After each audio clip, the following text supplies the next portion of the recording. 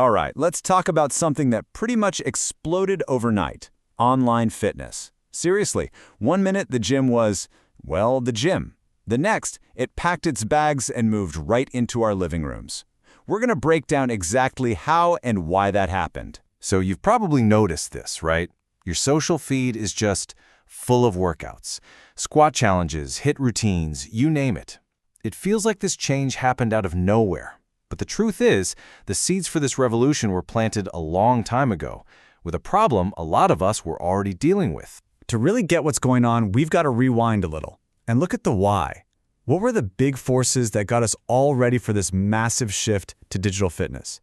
It really all comes down to a classic battle: the old way of doing things versus the new. Okay, so on one side, you've got the traditional gym. And you know the drill, right? The time it takes to get there, scrambling to make a class that only runs at a specific time, and then trying to find an open machine in a packed room.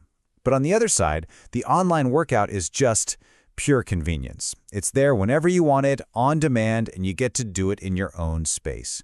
For a lot of people, this wasn't just a nice to have, it was a need. And look, this isn't just a theory. Here's a real person, a user on Reddit, asking this exact question before things really took off. They're busy, they can't make it to the gym, and they're looking for daily mini workouts at home. That's the key. The demand for something more flexible was already there, just simmering below the surface. And then, well, everything changed. The pandemic hit, gyms everywhere shut their doors, and what used to be a convenient option suddenly became the only option. A Danish study that looked into this found that this moment was a huge accelerator, especially for people who relied on specialized training. Suddenly, they had no other choice. Online fitness went from niche to necessity, literally overnight. So with everyone stuck at home, this demand just went through the roof. And what happened? The digital gym menu absolutely exploded. It's not just one type of workout anymore. It's this massive, sprawling buffet of content for every possible taste and schedule. Okay, so on one side of this huge digital menu, you've got the full course meals. Think of structured, long-form programs from places like Nerd Fitness. They offer clear paths, like their PLP program. That stands for pull-ups, lunges, and push-ups. The goal is simple: just do one more rep than you did last time. It's a straightforward way to build real strength and lock in a consistent habit, all from home. Then, on the total opposite end, you've got fitness tapas. These are the quick, bite-sized workouts made for platforms like TikTok. We're talking 30-second ideas to get you moving, dance workouts that go viral, and super fast videos that debunk common fitness myths. It's all designed to be quick, fun, and easy to share, fitting fitness into the little gaps in your day. So we know why this happened and what it all looks like, but how is this stuff actually made? What's the secret to turning a corner of your apartment into a professional-looking fitness studio? Let's pull back the curtain and look at the creator's playbook. Well, if you talk to the people who actually make this content, they'll tell you it really just comes down to three fundamental things, three pillars: how you shoot it, how it sounds, and how you edit it all together. Nail these three, and you're golden. First up, the shoot. And you know, the great thing is, you probably have a pro-level camera right in your pocket. Yep, your smartphone. The real secret sauce isn't a fancy camera, it's the basics. Put that phone on a tripod so it's not shaky, think about your angle so people can actually see your form, and make sure you've got good lighting. Simple stuff, but it makes all the difference. But here's the thing that so many people get wrong, and it's a total game changer: the sound. This quote from Fitness Marketing Hub just says it all. Bad audio makes even a great-looking video feel cheap, but good, clear audio, that builds a real connection. It makes it feel like the instructor is right there in the room with you. And finally, pillar number 3, the edit. This is where you add that professional shine.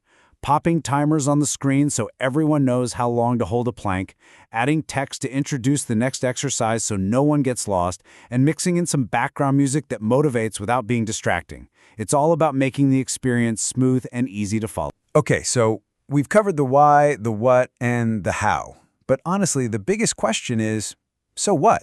What was the real human impact of this huge shift? And this is where the story gets really interesting, because it turns out it's about way more than just building muscle. All right, let's look at the data, because this is where it gets wild. That same Danish study we mentioned earlier, it asked people how they felt about their online training. And the results are just, wow. 73% were very satisfied. 22% were satisfied. Add that up, that's 95% of people who were happy with it. This wasn't just some flimsy replacement, it really worked for people. But here's the twist. The biggest win here wasn't something you could measure in push-ups or miles run. The most profound benefit was something else entirely. It was about connection. It was about fighting off loneliness. So the study dug a little deeper and asked, did this whole online thing feel social? And check this out. For over a third of people, the answer was a definite yes. And the reason is so simple but so powerful. It wasn't about fancy chat features. It was just knowing that other people were working out at the exact same time, creating this invisible bond. I mean, just listen to what one of the participants actually said. They felt that they were together with the other friends. Think about that. In a time when we were all physically apart, these online classes created a sense of community, a feeling of being together. And if there's one quote from this entire study that just stops you in your tracks, it's this one. A participant wrote, "J'ai filmé sicht." That translates to, I felt seen.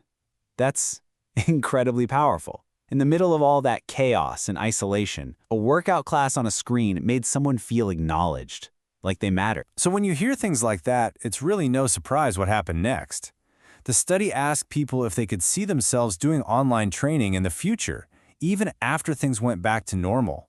A massive 83% said yes. This wasn't just a lockdown fad. This is a real, lasting change in behavior. So think about it. The living room isn't just a living room anymore.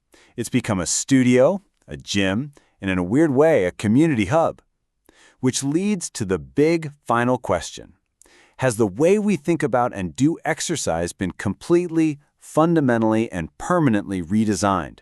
All the signs seem to point to yes.